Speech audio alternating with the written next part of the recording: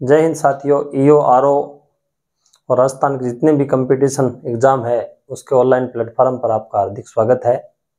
Like, share और subscribe करें जिससे कि कंपटीशन की तैयारी करने वालों को अधिक से अधिक लाभ मिल सके। तो अपन ने पहले लेके चले थे कि लूणी एक अध्ययन या लूणी के अपवाद प्रवाह क्षेत्र है उसको गोडवाड़ा कहलाता है और लूणी नागपाड़ से निकलती है और कच्छ के रण के अंदर जाके गिरती है।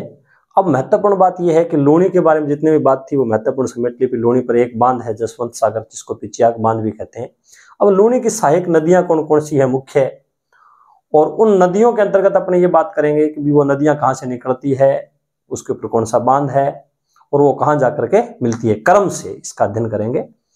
और महत्वपूर्ण इसमें अंतर्गत यही बात है कि वो कहाँ से निकलती है, कहाँ जाके गिरती है। इससे ज्यादा इंपॉर्टेंट जिला इंपॉर्टेंट है कि कौन से जिले से निकलती है और कौन से जिले के अंतर्गत जाके लूणी में मिलती है और कौन से उसके अंतर्गत उसके ऊपर बांध बनाया गया है। ये अपने सबसे महत्वपूर्ण बात है।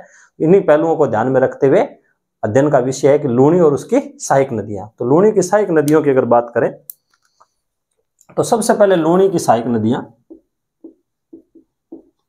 सहायक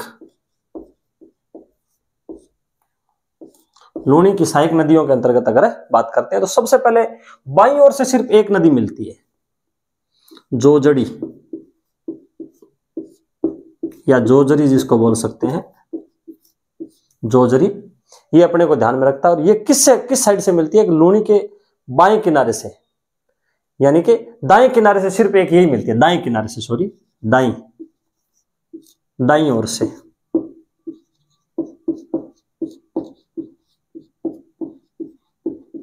दाईं ओर से लूणी में सिर्फ एकमात्र ये नदी है जोजड़ी, जो लूणी के अंतर्गत आके किस ओर से मिलती है? दाईं ओर से मिलती है। तो ये अपने को ध्यान में रखना है। तो ऐसी नदी कौन सी है? जोजड़ी है।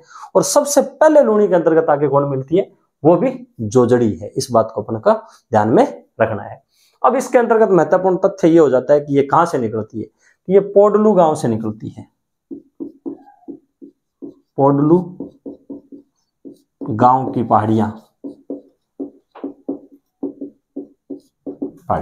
और ये पोडलू गांव की पहाड़ियां कहां पड़ती है? नागौर में पड़ती है। यानी कि नागौर से निकलती है और नागौर से निकल करके इसका सीधा फैक्ट है, नागौर से निकलने के बाद में ये कहां पर मिलती है? लूणी के अंदर मिलती है, लूणी में मिलती है। और कहां पर जाके लूणी के अंतर्गत मिलती है? तो ये जोधपुर में जाकर के लूणी में मिल जाती है, जोधपुर। तो अपन ने इस बात को सही तरीके से समेटने का प्रयास किया है कि पहली सहायक नदी कौन सी है? जोजड़ी है सबसे पहले, दाईं ओर से मिलने वाली एकमात्र है। पोडलू गांव की पहाड़ियां नागौर से निकलती है, ये इसका उद्गम हो गया और ये इसका समापन हो गया लूणी, जोधपुर में। तो अपने को जिला भी ऑटोमेटिक ध्यान में आ गया, नागौर और जोधपुर, ये दो ही जिलों के अंतर्गत बहती है। प्रवाह इसका अपने आप आ जाएगा, यहां से निकली और यहां पर गिरी, तो प्रवाह हो गया नागौर और जोधपुर।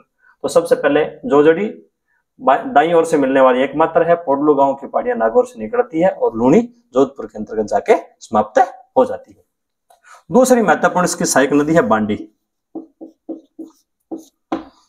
नदी।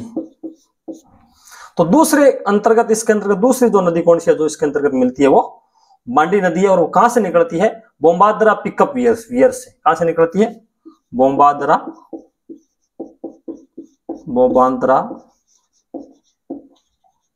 पिकअप वियर पाली से। तो ये कहां से निकलती है? जिला अपने को ध्यान में रखना है, कहां से निकलती है? बोम्बादरा पिकअप वियर पाली से निकलती है।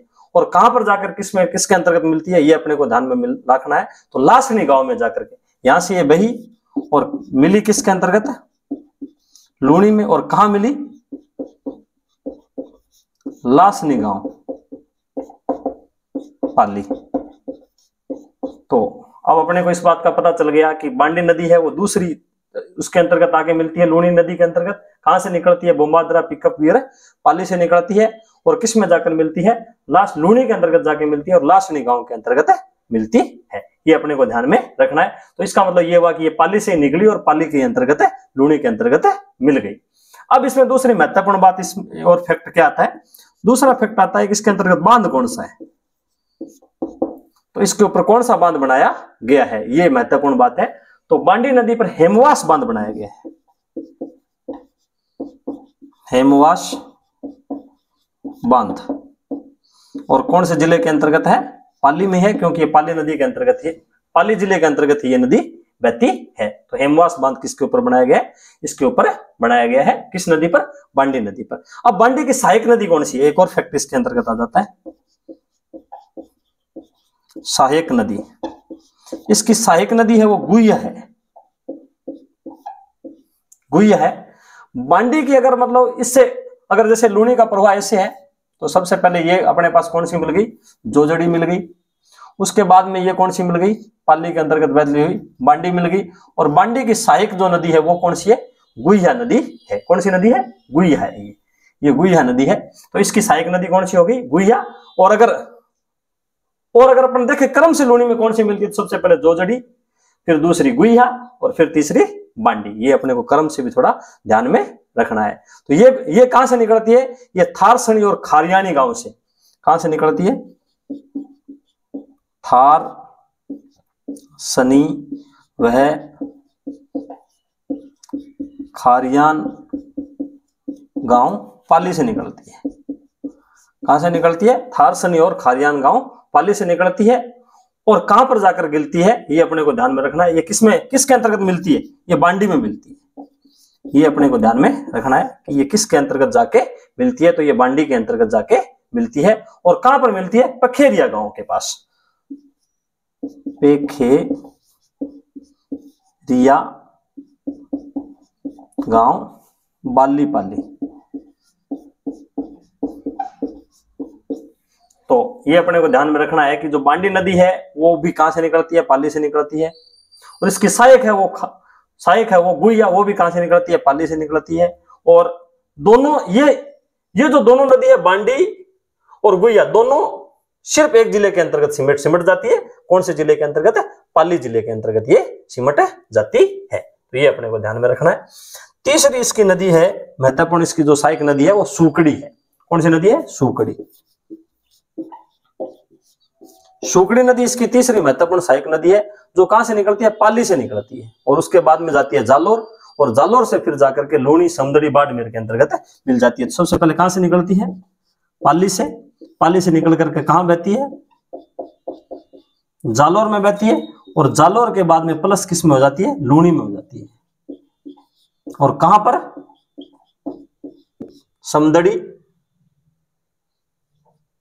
समदड़ी बाड़मेर में। तो तीसरी इसकी महत्वपूर्ण नदी है वो सूकड़ी है, जो पाली जिले से निकलती है, जालोर में बहती है। और जालोर में बहकर बाड़मेर के अंतर्गत, लूनी के अंतर्गत मिल जाती है। कहां पर? समदड़ी में मिल जाती है। ये अपने को ध्यान में रखना है। और इस पर एक बांध है इंपॉर्टेंट, वो बांकली बांध इस पर है। बांकली बांध इस पर है। और कौन से जिले में है ये याद रखना है? जालोर। तो अपन ने क्या है कि लूनी नदी के अंतर्गत अध्ययन के अंतर्गत जो भी लिया है, पिछले भी जो भी राजस्थान के भौतिक प्रदेश पढ़ाए हैं, चाहे जलवायु पढ़ाई है, चाहे नदियां पढ़ा रहे हैं, उसमें आपको जितना अपन ने समेटा है वो सफिशिएंट है। उसके बाद आपको और कुछ देखने की आवश्यकता नहीं है, वो अपने आप में परिपूर्ण है। तो इसी के अंतर्गत हमने शामिल कर लिया। सूकड़ी तीसरी नदी है, पाली से निकलती है, जालोर में बहती है, जालोर से फिर बाड़मेर में बहती हुई लूनी के अंतर्गत मिल जाती है। उस पर बांध कौन सा बनाया गया? बांकली बांध बनाया गया, जो कि जालोर जिले के अंतर्गत है। अब इसकी जो चौथी महत्वपूर्ण नदी है सहायक, उसकी अगर बात करें तो वो अपने पास हो जाएगी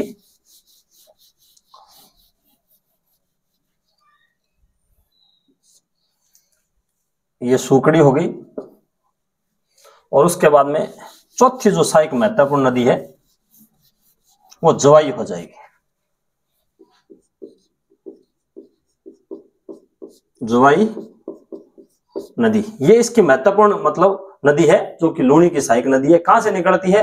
गोरिया गांव पाली से निकलती है। कहां से निकलती है? गोरिया गांव बाली, बाली तहसील भी है पाली की। गोरिया गांव ये कहां से निकलती है? पाली से निकलती है। कहां पर बहती है? जालोर में बहती है। और फिर लूनी के अंतर्गत कहां मिलती है? यहां से फिर बही जालोर, और फिर ये गई बाड़मेर, प्लस किस में हो जाती है? लूनी में। कहां पर होती है? बाड़मेर में। बाड़मेर में ये कहां पर मिल जाती है, लूणी के अंतर्गत मिल जाती है। तो ये 3 जिलों में बहती है, पाली, जालौर और बाड़मेर में, ये अपने को ध्यान में रखना है। अब इसके ऊपर कौन सा बांध बनाए गए हैं, इसके ऊपर जवाई बांध बनाए गए हैं, जवाई बांध। और जवाई बांध को मारवाड़ का अमृत सरोवर कहते हैं, क्योंकि पूरे मारवाड़ जो क्षेत्र है उसके ऊपर जल की आपूर्ति इसी से होता है, इसी से होती है, तो इसलिए इसको मारवाड़ का अमृत सरोवर कहते हैं। तो जवाई बांध को मारवाड़ का अमृत सरोवर कहते हैं। कौन सी नदी पर बनाया गया है, जवाई पर बनाया गया है। जवाई किसकी सहायक है, लूणी की सहायक नदी है। तो ये कहां पड़ता है, सुमेरपुर, सुमेरपुर, सुमेरपुर कस्बा है पाली का, और तहसील भी है सुमेरपुर, तो वहां बनाया गया है। कौन सा बांध है, जवाई बांध है। अब इसको जलापूर्ति किससे होती है, कई बार वर्षा की जब होती है कमी तो इसको सही सुरंग है, एक सही सुरंग, सही सुरंग जल टनल है, सही सुरंग से इसको जलापूर्ति होती है। और ये सही सुरंग कहां से आती है, उदयपुर से, उदयपुर से आती है। और जो ये सही सुरंग है, सही, ये राजस्थान की पहली जल सुरंग है, पहली जल सुरंग, जल सुरंग है, यानी भूमिगत वो बनाई गई है, टनल बनाई गई है, और जिसके द्वारा इस जवाई बांध के अंतर्गत पानी उदयपुर की पहाड़ियों से आता है।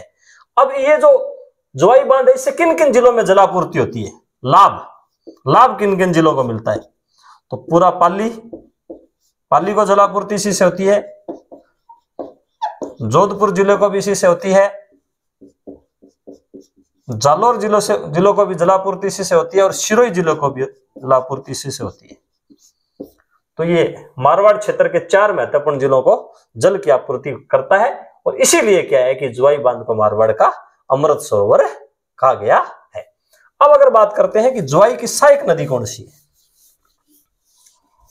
एक इसकी सहायक नदी भी है, जवाई की सहायक नदी कौन सी है, तो खारी इसकी सहायक नदी है, सहायक नदी।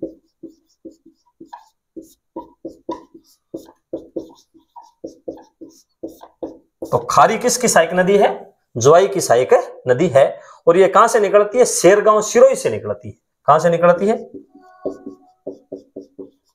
शेरगांव सिरोही से निकलती है। कहां से निकलती है, शेरगांव सिरोही से निकलती है। और किस में मिलती है, जवाई में मिलती है, प्लस किस में होती है, जवाई में होती है। और कौन से जिले के अंतर्गत होती है, ये जालौर जिले के अंतर्गत है जाकर के मिलती है। सायला और वीरान गांव है एक, सायला वह वीरान गांव जालौर, तो ये 2 जिलों में बहती है, सिरोही और जालौर में। और जालौर में जाकर किस में मिल जाती है, अपने जवाई नदी के अंतर्गत मिल जाती है। ये इसकी सहायक नदी है, किसकी, जवाई नदी की सहायक नदी है। ये अपने को ध्यान में रखना है। अब 5वीं इसकी लास्ट वाली जो है मुख्य में, ये 5 तो मुख्य है, 2-3 छोटी छोटी नदियां भी लूणी की सहायक नदी है, परंतु वो ज्यादा लंबाई की नहीं है। 5वीं है सागी, सागी नदी है, वो जसवंतपुरा जालौर से निकलती है। जसवंतपुरा की पहाड़ियां हैं, जसवंतपुरा जालौर से निकलती है, और लूणी के अंतर्गत प्लस किस में हो जाती है, लूणी में। और लूणी में ये बाड़मेर में जाकर के मिल जाती है, गांधन गांव में, एक गांधन गांव है, वहां पर ये लूणी में मिल जाती है, गांधन गांव बाड़मेर। ये गांव याद रहे, संगम वाला, और मतलब जहां से उत्पत्ति होती है ये याद रहे या ना रहे, परंतु तो जिला जरूर याद रहना चाहिए कि ये कौन कौन से जिलों के अंतर्गत है बहती है। तो ये जो अपनी लूणी नदी है, इसकी लास्ट सहायक नदी है वो सागी है। अंत में जाकर इसकी सहायक नदी कौन सी बनती है, ये बनती है। उसके बाद में अपने इसकी जवाई की भी एक सहायक हो गई थी खारी, और उसके बाद में ये सागी। तो अपन ने कुल मिलाकर 1 2 3 4 5 6 नदियों का अध्ययन कर चुके हैं। 6 और प्लस 1 7 नदियों का अध्ययन अपन इसके अंतर्गत कर चुके हैं। अब अगर आगे बात करें तो इसके अंतर्गत लीलड़ी और मीठड़ी भी इसकी कुछ सहायक नदियां हैं, वो थोड़ा थोड़ा उसका अध्ययन थोड़ा सा कर लेते हैं। जैसे एक नदी है लीलड़ी और एक है मीठड़ी, और दो ये होगी, और एक सूकड़ी फर्स्ट नदी भी आती है, एक होगी सूकड़ी फर्स्ट भी इसके अंतर्गत शामिल हो सकती है। लीलड़ी जो नदी है वो जवाजा अजमेर से निकलती है, और अजमेर से निकल करके ये नदी क्या है कि लूनी में मिल जाती है। किसमें मिल जाती है? लूनी में। लूनी में कहां मिलती है? बाली के पास, पाली में मिल जाती है। तो ये अजमेर से निकलती है और बाली पाली के अंतर्गत लूनी के अंतर्गत शामिल हो जाती है। ये अपने को ध्यान में रखना है। मीठड़ी नदी है, ये भी पाली से निकलती है और बाड़मेर में जाकर के, मीठड़ी ये भी पाली से निकलती है और बाड़मेर में जाकर के लूनी में मिल जाती है। बाड़मेर में जाकर के लूनी के अंतर्गत मिल जाती है। एक ये सूकड़ी फर्स्ट है, ये भी क्या है कि बाली पाली से निकलती है, बाली पाली से निकलती है, और ये लूनी के अंतर्गत मिल जाती है। कहां पर? जसवंत सागर पिचियाक बांध में, जसवंत सागर बांध जोधपुर में जाकर के ये लूनी में मिल जाती है। तो ये मुख्य नदियां हो गई 8, और 2 उसकी सहायक 10 नदियों को अगर अपन शामिल कर सकते हैं किसके अंतर्गत? लूनी की सहायक नदियों के अंतर्गत शामिल कर सकते हैं। तो ये लूनी वाला अपवाद तंत्र है वो पूरा का पूरा कंप्लीट हो गया। उत्तरी पश्चिमी मरुस्थलीय प्रदेश है, उत्तरी पश्चिमी मरुस्थलीय प्रदेश, इसके अंतर्गत अगर नदी बेसिनों की बात करें तो सबसे महत्वपूर्ण है लूनी नदी बेसिन।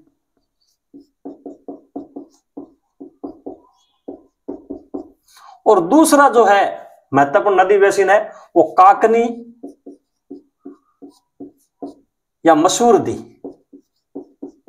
नदी बेसिन, जो कहां पड़ता है? जैसलमेर में। और तीसरा बेसिन इसके अंतर्गत आता है शेखावटी नदी बेसिन, और चौथा इसके अंतर्गत आता है घग्गर नदी बेसिन। तो ये 4 जो महत्वपूर्ण उत्तरी पश्चिमी मरुस्थलीय प्रदेश है उसके अंतर्गत 4 जो नदी बेसिन आते हैं, उसके अंतर्गत अपन ने लूनी नदी बेसिन को अपन ने कंप्लीट अध्ययन कर चुके हैं। अब अपन काकनी, घग्गर और शेखावटी का जो नदी बेसिन है उसको, ये अगर अपन 3 और अध्ययन कर लेते हैं तो ये पूरा का पूरा उत्तरी पश्चिमी मरुस्थलीय प्रदेश के अंतर्गत 4 जो महत्वपूर्ण नदी बेसिन है वो कंप्लीट का उसका नदी बेसिन हो जाएगा। तो ये लूनी नदी का जो अपवाद तंत्र है या लूनी बेसिन को अपन कंप्लीट अध्ययन कर चुके हैं। अब आगे अपन बात करते हैं घग्गर बेसिन की। घग्गर बेसिन में ओनली फॉर एक घग्गर नदी शामिल है और कोई दूसरी नदियां इसके अंतर्गत शामिल नहीं है। इसकी कोई सहायक नदी यहाँ नहीं है। और अगर पूरे भारत के अंतर्गत बात करें तो यह आंतरिक प्रवाह की सबसे लंबी नदी है घग्गर नदी। तो घग्गर नदी की अगर बात करें तो घग्गर नदी को और क्या क्या नाम है दिया गया इसकी अगर बात करें तो इसी को वैदिक सरस्वती कहते हैं। वैदिक सरस्वती है जो पूरे राजस्थान के अंतर्गत पहले उसमें बहती थी। उत्तरी पश्चिमी रेगिस्तान के अंतर्गत यही नदी बहती थी। जैसलमेर वगैरह सारा का सारा जो क्षेत्र है वो वैदिक सरस्वती का ही भाग है। और इसको क्या कहते हैं? नाली भी कहते हैं, और इसको नट नदी भी कहते हैं, इसको मर्त नदी भी कहते हैं, और इसको दर्शदवती भी कहते हैं। दर्शदवती भी कहते हैं, ये इसके नाम है। तो अब ये कहां से निकलती है? सबसे इंपॉर्टेंट बात ये है कि हिमालय से आने वाली एकमात्र नदी है जो राजस्थान में हिमालय से आती है। तो कहां से आती है? शिवालिक की पहाड़ियों से आती है। शिवालिक पहाड़ियां, हिमालय। और वैसे ये निकलती है कालका शिमला से, कालका शिमला से निकलती है। अब अगर इसका प्रवाह क्षेत्र की बात करें तो कालका शिमला कहां पड़ता है? हिमाचल में, हिमाचल प्रदेश के अंतर्गत पड़ता है। यहां से निकलकर ये कहां बहती है? हरियाणा में बहती है, हरियाणा में बहती है। और हरियाणा से ये कहां आती है? राजस्थान के अंतर्गत आती है। राजस्थान में ये तलवाड़ा के पास, तलवाड़ा स्थान है और टिब्बी तहसील है हनुमानगढ़ की, हनुमानगढ़ की। और हनुमानगढ़ जिले से फिर ये बहती है पीलीबंगा, पीलीबंगा से होती हुई सूरत, गंगानगर जिले में आती है सूरतगढ़, सूरतगढ़। और सूरतगढ़ से अनूपगढ़, अनूपगढ़। और अनूपगढ़ से ये जाती है पाकिस्तान में फोर्ट अब्बास, फोर्ट अब्बास पाकिस्तान में। और ये पाकिस्तान में इसको क्या कहते हैं? हकरा भी कहते हैं, इसको हकरा नदी भी कहते हैं। ये अपने को ध्यान में रखना है। और कहां से निकलती है, किस प्रकार से इसका प्रवाह है, ये पूरा अपवाह का उदाहरण है एक। अगर इसकी एक फैक्ट की बात करें तो पूरा अपवाह का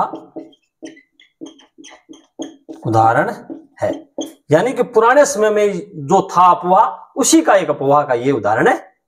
और इसके किनारे पर बात करें तो मुख्य सभ्यताएं कौन कौन सी है? किनारे पर कालीबंगा और पीलीबंगा, इसके किनारे पर मुख्य सभ्यताएं हैं। अगर इसकी बात करें तो ये भारत की आंतरिक अपवाह की सबसे बड़ी नदी है।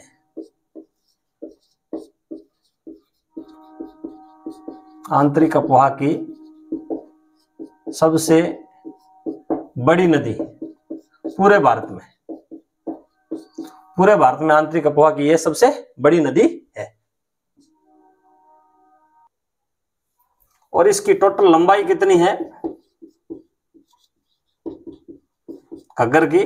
वो 465 किलोमीटर है, उद्गम से लेकर के फोर्ट अब्बास तक। और इसकी राजस्थान में लंबाई कितनी है? राजस्थान में इसकी लंबाई 100 किलोमीटर मानी गई है। अगर इसमें और बात करें तो इसको शोक नदी भी कहते हैं, शोक नदी, शोक, राजस्थान में इसको शोक नदी भी कह सकते हैं।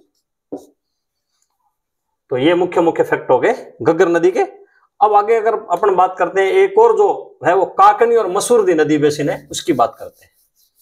उत्तरी पश्चिमी मरुस्थलीय प्रदेश के अंतर्गत ये जो है, अभी जो अपन ने घग्गर की बात की है और जो लूणी की भी अगर बात की, तो ये अपन उत्तरी पश्चिमी मरुस्थलीय प्रदेश के अंतर्गत इसका अध्ययन अपन कर चुके हैं। अब इसका एक प्रकार से ये दोबारा नदियों के अंतर्गत इसका रिविजन ही हो रहा है और कोई फैक्ट जो छूटे हुए है उसी को अपन शामिल कर रहे हैं। एक नदी है जिसको काकनी या काकने और मसूरदी, मसूरदी इसका स्थानीय भाषा में नाम है, स्थानीय भाषा में इसको जैसलमेर में मसूरदी नदी कहते हैं। और ये सारी ये जो नदी है किस जिले के अंतर्गत है? जैसलमेर में, एक ही जिले के अंतर्गत है, उससे बाहर नहीं है। ये कोटारी गांव से निकलती है। ये कहां से निकलती है? कोटारी गांव से निकलती है, कोटारी गांव से निकलती है। और उसके बाद में ये बुझ झील में गिरती है। और इसके अगर ज्यादा बरसात आ जाती है तो मिट्टी की खाड़ी में जाकर के गिरती है, मिट्टी खाड़ी। अगर कम बरसात आती है तो यहीं पर इसकी लंबाई कुछ जगह 17 किलोमीटर है, कुछ जगह 27 किलोमीटर मानी गई है, परंतु इसकी लंबाई अपन 27 किलोमीटर मान सकते हैं, क्योंकि हरिमोहन सक्सेना के अनुसार इसकी लंबाई 27 किलोमीटर है। और भी इसके अंतर्गत कई नदी है, जैसलमेर के अंतर्गत छोटे छोटे नदी नाले इसके अंतर्गत शामिल है, थोड़ा उसमें नाम अपने को ध्यान में रख सकते हैं। ये सारे, मसूरदी नाला भी है एक, मसूरदी नाला, ये भी कहां पर पड़ता है? जैसलमेर जिले के अंतर्गत ही पड़ता है। और ये निकलती कहां से? कुलधरा से, कुलधरा गांव है, कुलधरा से निकलती है और 12-13 किलोमीटर बह करके समाप्त हो जाती है। एक सूकड़ी नदी भी है इसी के अंतर्गत, स्थानीय नाम है यहाँ पर सूकड़ी नदी, ये भी जैसलमेर के अंतर्गत शामिल है। ये खुरोंका गांव से निकलती है, खुरोंका गांव। फिर लाठी सीरीज है ना, उसी के अंतर्गत लाठी क्षेत्र में बहती है। और चांदन गांव, चांदन नलकूप के लिए भी फेमस है। ये चांदन गांव के अंतर्गत ये 40-50 किलोमीटर बह करके 40-45 किलोमीटर बह करके समाप्त हो जाती है। ये थोड़े थोड़े नाम है जो अपन ध्यान में रख सकते हैं। एक नाम आता है घूगरी नदी। ये घूगरी नदी भी कहां से निकलती है? भैरव गांव से निकलती है। कहां से निकलती है? भैरव गांव। ये सब जैसलमेर के अंतर्गत ही आती है, ये सब जैसलमेर जिले के अंतर्गत ही आती है। और ये चांदन गांव पे समाप्त हो जाती है। ये 25-26 किलोमीटर बहती है और चांदन गांव के पास समाप्त हो जाती है। तो अपन ने 3 नदी बेसिन इसमें कंप्लीट कर लिए है।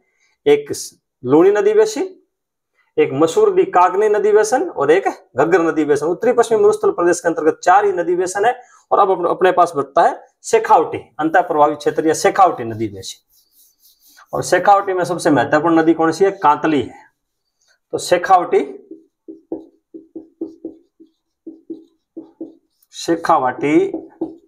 नदी बेसिन। तो शेखावटी नदी बेसिन के अंतर्गत अगर बात करते हैं तो इसमें महत्वपूर्ण नदी कौन सी है? कांतली है। सबसे पहले तो अपने पास कौन सा नाम आता है?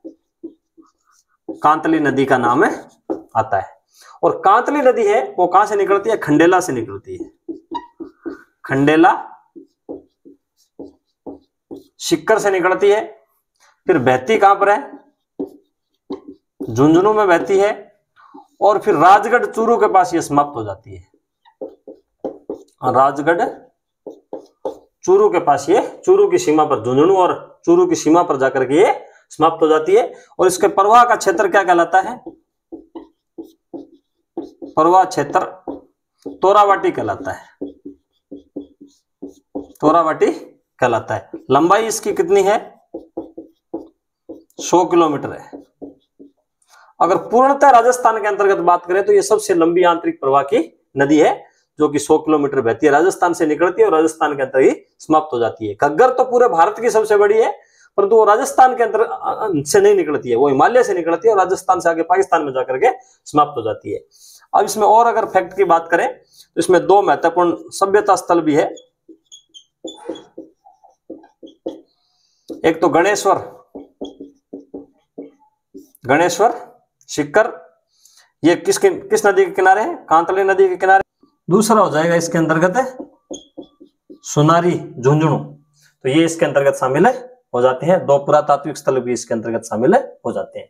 अब जो शेखावटी का आंतरिक प्रवाह क्षेत्र है उसके अंतर्गत सुंदर उदाहरण है सांबर झील का। आंतरिक प्रवाह क्षेत्र का एक सुंदर उदाहरण है और ये बालसन का भी उदाहरण है। इसकी अपन पहले बात कर चुके हैं। सांबर झील की अगर बात करते हैं, ये शेखावटी के अंतर्गत ही शामिल हो जाता है सांबर झील।